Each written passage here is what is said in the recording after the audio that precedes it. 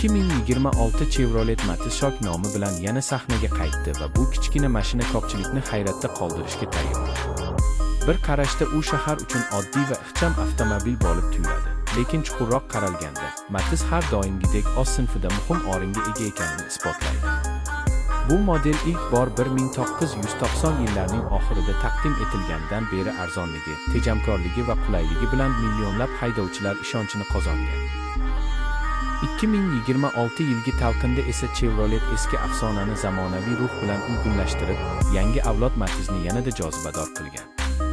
Dizayni endi yumaloq va sodda shakllar bilan cheklanib qolmagan. Old panjarasi zamonaviyroq, LED kunduzgi chiroqlar bilan boyitilgan. Kuzov chiziqlari esa yanada aniq va dinamik ko'rinishga ega.